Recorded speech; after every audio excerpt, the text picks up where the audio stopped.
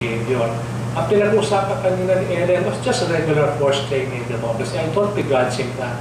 I don't begrudge him the privilege, the executive privilege of choosing his own cabinet members. Ang problema nga dyan is ano, the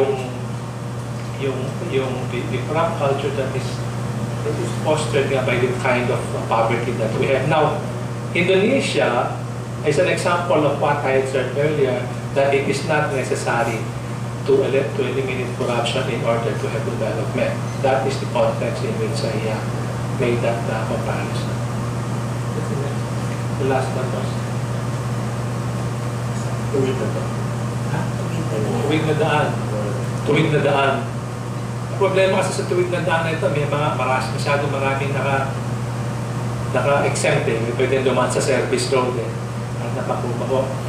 Obviously, you have to, if you're not consistent and comprehensive in applying rules, then the rules fall apart. They're no longer rules. I'll have to comment on this thing about the 24 elections, so that's outside the parameter of this discussion, because we keep on hearing it again and again. And I would really like to hear an answer from the folks here. Although in 2004, I was actually campaigning for pro-growth. Kaya nga natalo sila. Starting about 2 months before the election, all the way up to election day, nagsimula na yung lead ni Mrs. Araullo of FPJ. And the lead just kept getting larger and larger until on the day of the election itself, the exit polls showed her with a 9-point lead. ABS-CBN quick count, she led all the way. NAMFED, she led all the way. COMELEC, she led all the way. I'm hard-pressed to understand how all of these vote cheaters got to the survey respondents. Lalo na ang presidente po ng isang survey group, SWS, si Mahabangas. Pinsang buo ni FPJ yan. Nahirap lagi ng pinsang buo. So I need to understand that.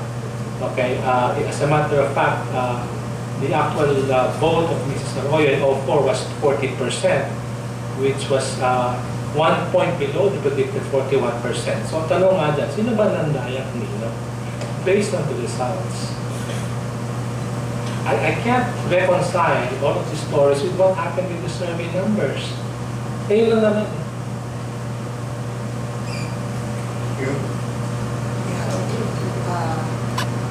Yung problem, the problem of not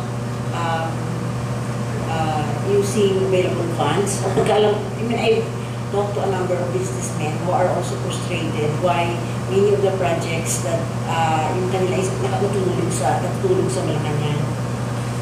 Ang problem daw kasi is that Pinoy is so careful, natakot niya siya ma-involve sa corruption na nangyayari. I don't know how his yung sistema niya sa office is that, natutulog yung mga projects sa opisina sa kanya kasi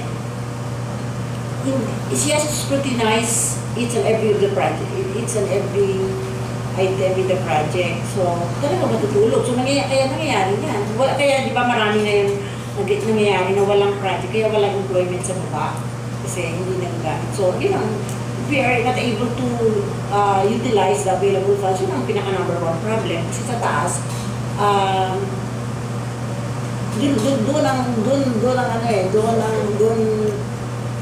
doon nag-stagnate sa taas. Yan ang problem. So, number 2, yung kay Rojas, Pinoy naman actually wants to fulfill his, kung mag-promise siya kay Mark, pero alam naman niya yung utang na loob niya kay Mark. Ang problema lang, ang lakas talaga ng yung away, yung balay sa Mark, ang lakas talaga niyan sa yung away. So si Mark, diba yung Pinoy was about to give Mark a position in his office, yung chief of staff ba yun? Kasi kailangan kasi sa Malacanang, kailangan kasi kay Pinoy, yung malapit ka sa kanya. Kasi pagka lalabas siya, may kukonsult siya kung sino yung pwede niya makausap, madali makausap, may advantage yun. Ngayon, ang may advantage yung Ochoa. Kasi yung opisina ni Ochoa, katabi ni Pinoy. Ang isa doon na may, doon sa executive, sa guest house, no? Ang isa na may opisina doon si Julia Abante. Siyempre si Julia kahit ano yan, hindi naman niya masyadong, ano yun eh, chief of staff niya sa opisina, pero hindi niya kasi yung comfort level niya kay Julia, hindi kasi katulad kay Ochoa. So, plano kasi noon si Pinoy, sabi ng ang balay, dapat si Barocas, mayroon din doon ang opisina, hindi ka natuloy dahil siyempre ibablock ni Ochoa yun, di ba? So, well, swerte rin na nangyari, nag-resign si Pindesus na may pinaglagyan siya kay Marco. I think, so, ang gagawin niya, ang papel ni Marco. But so far naman yung nangyayari kasi ginagawa ng balay, marami silang appointees, marami silang nakakontrol na departments. And yeah, I think alive pa rin yung ambition, yung desire ni Marocas for the presidency 2016. So now, yung tuloy na daan. Ako sa yes, sa ngayon, related na nga, the marching orders of Pinoy is to get Gloria Arroyo. Yan. Sa akin, okay lang yun. Kasi, unless kasi makulong mo si Gloria Arroyo, yung campaign mo for anti-corruption, wala yun eh. Kasi, how can, there's so many things, Gloria Arroyo kasi represents talaga what is bad in government, saka so, pag hindi mo siya mabigyan, if you cannot make her account for it, paano mo masabi sa mga tao na dapat, yung accountability kasi importante yun sa good governance. So if you cannot make Gloria Arroyo account for it, what is your government? Diba? It shows yung weakness ng government mo. So, importante yun. So, yung tuwid na daan, dapat, sa akin kasi part yun yung the making Gloria Arroyo accountable for crimes. Ano yun? Dapat lang. At saka, we have to start from that, bago mo yung, dapat tuloy-tuloy, kasama yun sa tuwid na daan na tinataak mo. Ngayon, saan papunta yung daan na yun? Mukhang hindi alam din. Mukhang hindi rin alam ng Presidente kung saan papunta yung daan na yun. Ayaw pa hindi sa pamina, no? Okay, thank you very much. We go to the second round of questions and comments. So, any questions? Comments? Arlo, please.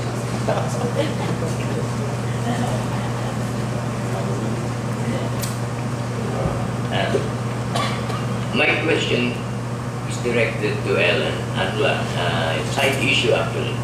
With all the mantra, the slogan, and the spin of this government, ano talagang pinupuntahan tungkol sa peace negotiations with the MILF?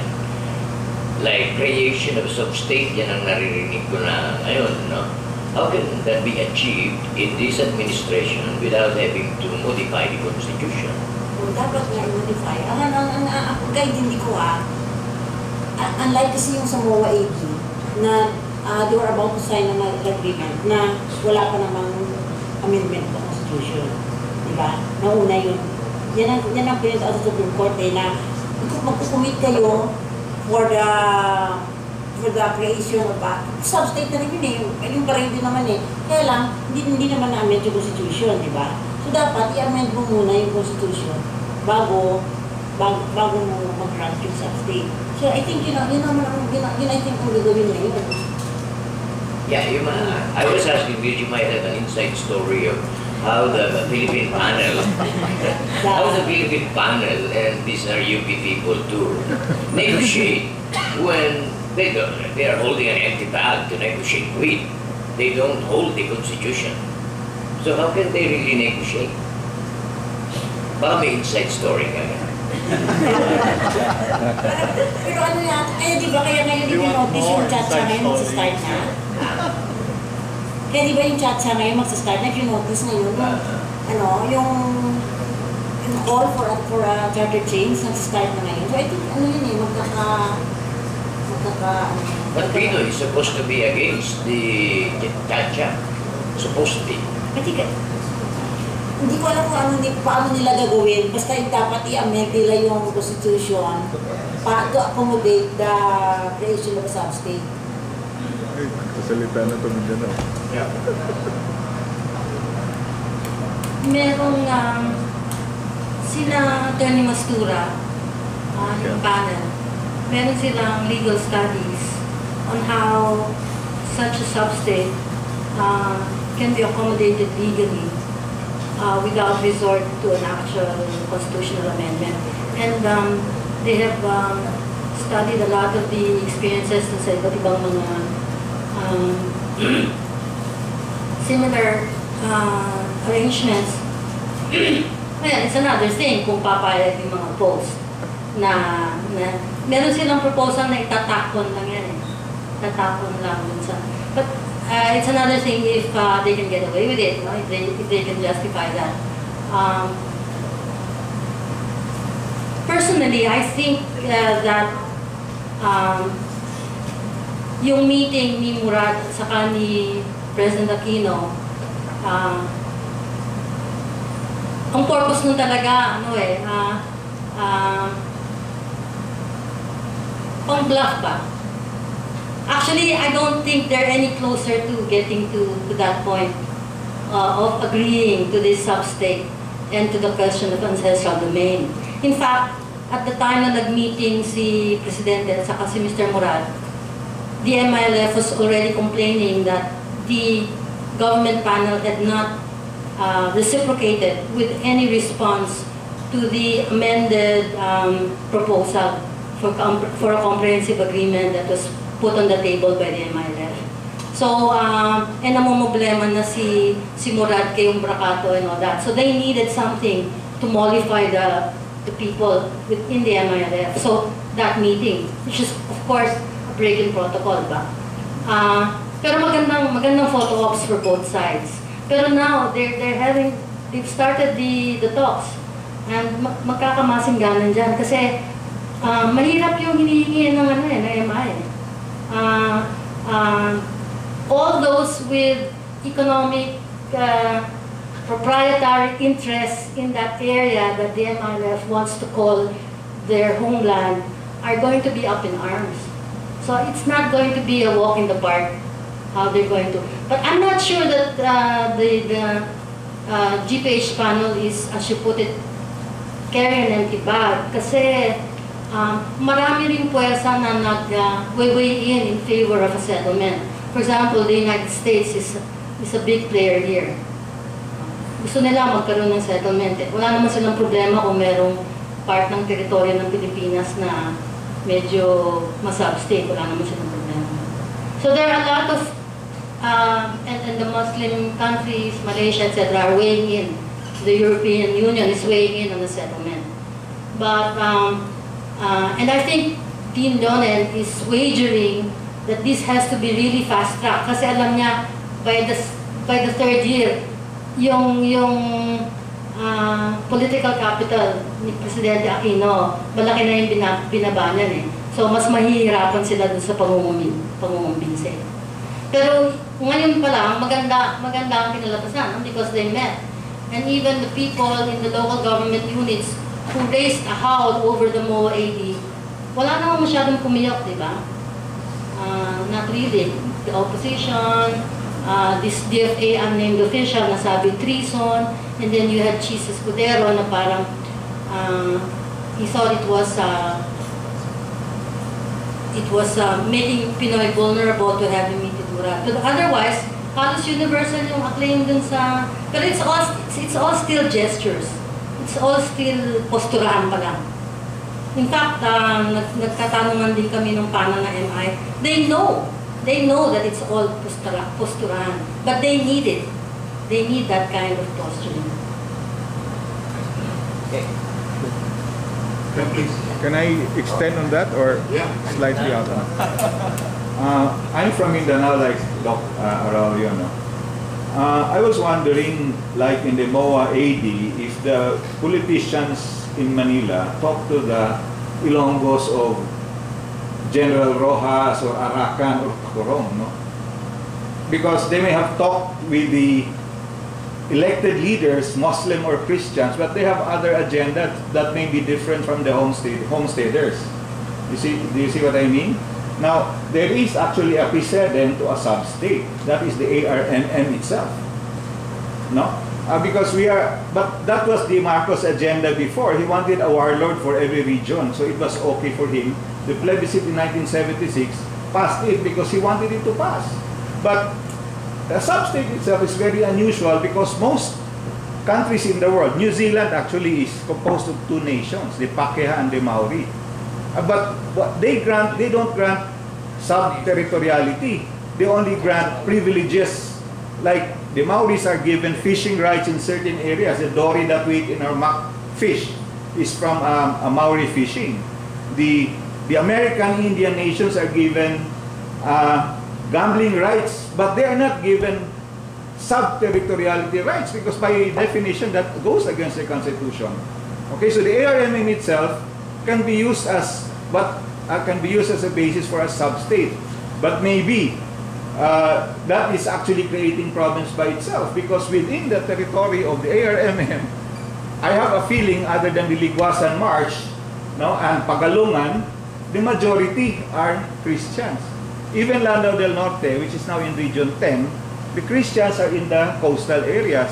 The Muslims are, sorry, not Muslims actually, I would prefer to call not the religion, I would prefer to call the cultural. The Maranaos are, the poor Maranaos are up there who have been exploited by their feudal datus. Okay? So I would like to see the situation in that case that, in effect, by granting the ARMM, you know, that's history of course, no? An extraterritoriality agreement, a sub-state de facto, Marcos actually planted the seeds of the problem up to today. What would have been better was to give, for example, the Liguasan Marsh has always been the homeland of the Maguindanao.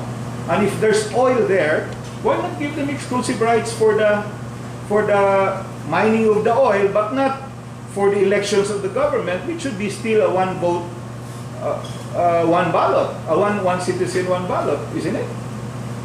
I don't know. I'm just thinking based on I live in New Zealand, that's why I see.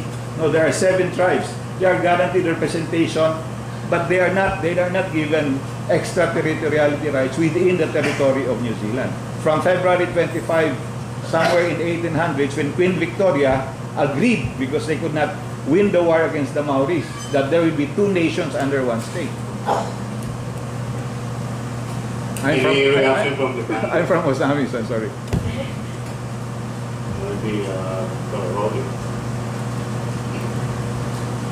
Well, the problem of the Moro people has been there for a long, long time. And if you listen to the MILF and to other Moros, it is a historical wrong that needs to be righted. But there is also the fact that much of what used to be their homeland has been already colonized by Christians, as per the Manila government's conscious policy. So, yun ang sitwasyon. I think the MILF and the government panel are going out of their way to really campaign. They've been speaking to business people, to the academe, etc. They have a pretty good civil society advocacy movement. But at the end of the day, the MILF will not, I think, retreat from a position that they want an ancestral domain which is larger than what is ARMM now, and that domain has to be an autonomous region that is not like the ARMM, because they consider the ARMM as a bogus autonomy. So it's pretty sticky. It's pretty sticky.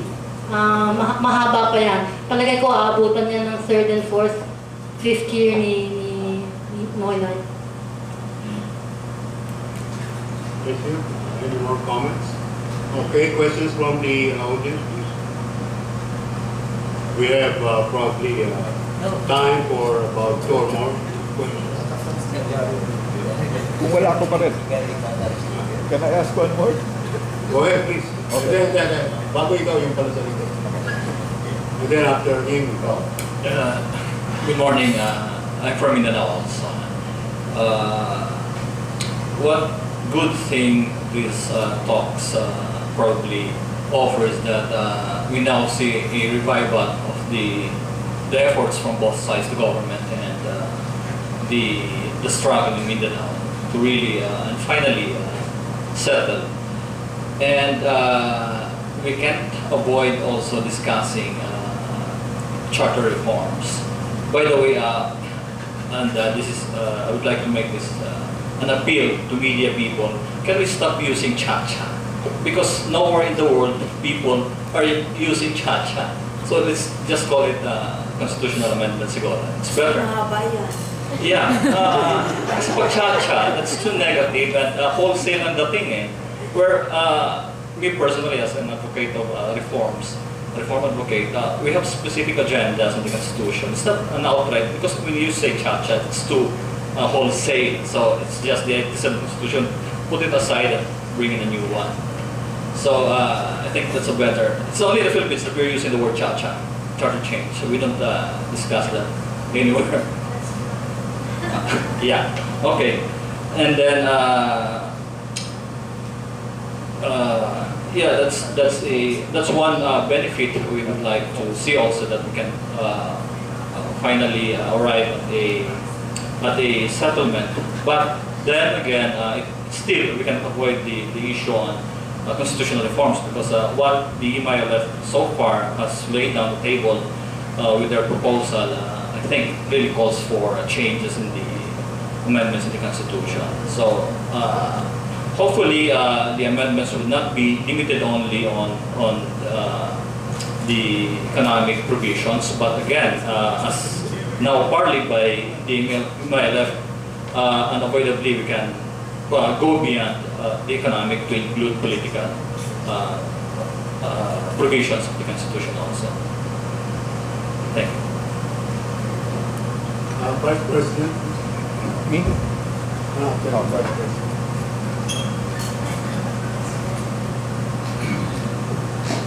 This is a naughty question to Gary Olivar. If you were after you have attacked the President about the screens and mirrors and everything, if you were the spin master of Pinoy now, how would you spin it differently?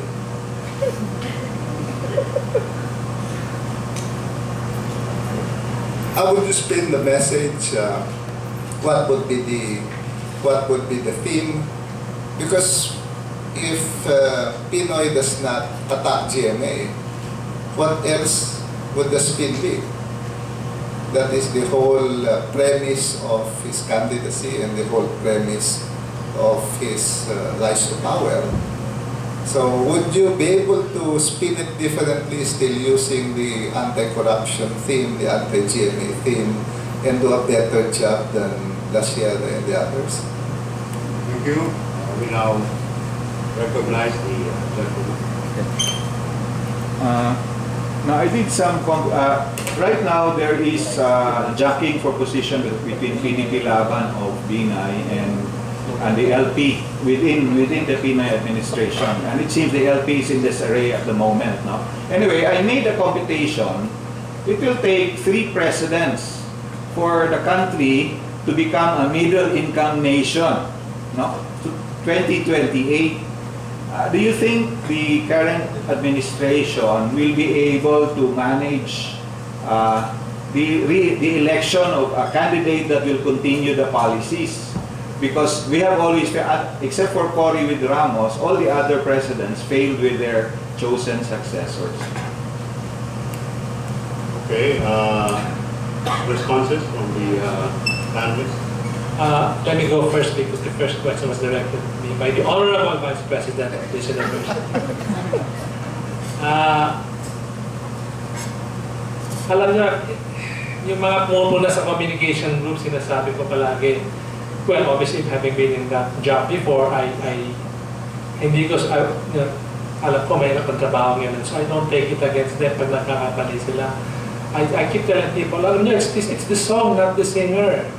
Okay? At saka magaling si Sunny Coloma, kasama din natin sa UP yan. Eh, kung bakit pinagpit na si Sunny dalawa pa, that's the president's privilege. But this is Sunny that Sunny couldn't manage and argue himself. Although I like Edwin and I admire his good looks and that's it. Ang problema kasi, mahirap mag-spin kapag hindi mo talaga alam kung saan pa, yung question saan papuntan tuwid na daan.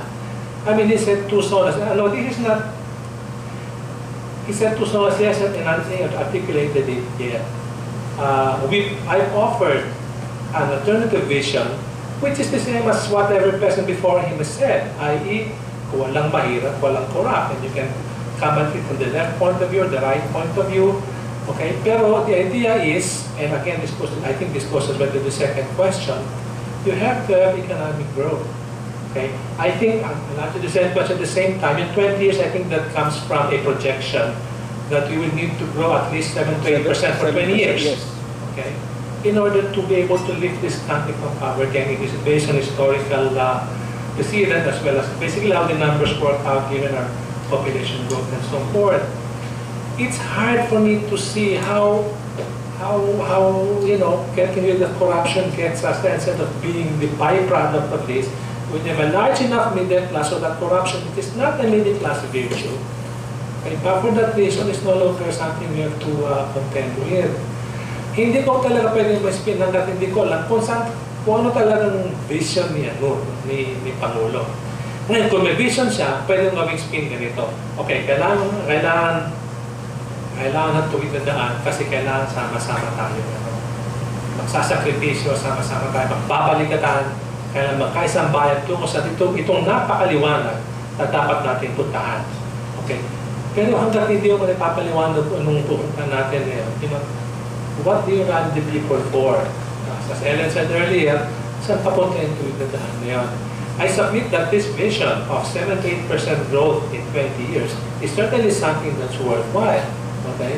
It's something that previous presidents, in one form or another, have seen as their mandate. You know, if you look at the slogans that I mentioned earlier, I don't know kung bakit hindi galing ganito ang inaangat ng Pangulong ito. Kasi hindi naman nagbabago eh. People will not be lifted from poverty unless the economic pie gets bigger. It's as simple as that. Now, how you enlarge the pie, that is, then we talk about alternative ways to get there, but that's the crux of the problem. So, again, to summarize my answer, hanggat sira pa yung kanta, magiging sintonado pa rin ang singer. I wish I could say differently, but it's just, I can't get away from that. It's simple, it's straightforward. And somebody may have bright ideas there. Bright ideas here in this University of Brilliant Minds.